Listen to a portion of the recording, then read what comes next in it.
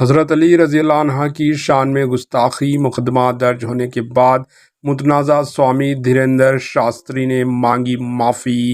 متنازع سوامی دھیریندر شاستری نے ایک ویڈیو پیغام میں مسلمانوں سے معافی مانگ لی ہے۔ دھیریندر نے پہلے تو یہ مابینہ طور پر حضرت علی رضی اللہ عنہ کی شان میں گستاخی کی اور جب مسلمانوں کا غصہ دیکھا تو عقل ٹھکانے آ گئی۔ اس نے فوری ایک ویڈیو پیغام جاری کر کے اپنے متنازع بیان میں معافی مانگ لی۔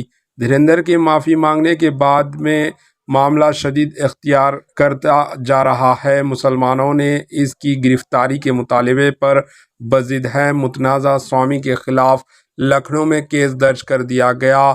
اب سوشل میڈیا پر سوامی کے معافی مانگنے کا ویڈیو وائرل ہے، جس میں اس نے علی بجرنگ بلی کے تبصرے پر معافی مانگتے ہوئے کہا کہ تبصرے کو غلط طریقے سے لیا جا رہا ہے، جبکہ میں تمام مذاہب کا احترام کرتا ہوں۔ میں نے حضرت علی رضی اللہ عنہ کے بارے میں پڑھا ہے، وہ عدم تشدد کی تعلیم دیتے تھے۔ میرے دل میں ان کے لیے عزت ہے۔ اگر کسی کو میرے الفاظ یا بیانات سے تکلیف پہنچی ہو تو میں معافی مانگتا ہوں۔ وہیں شیعہ و سنی علماء نے شدید احتجاج کیا اور متنازع سوامی کو فوری گرفتار کرنے کا مطالبہ کیا۔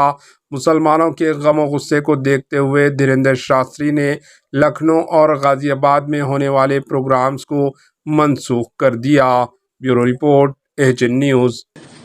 تو بات سمجھ میں آتی، لیکن یہ جو بیان ہے اس میں سب سے بڑی بات یہ ہے کہ ان کے بھی ہم باپ ہیں۔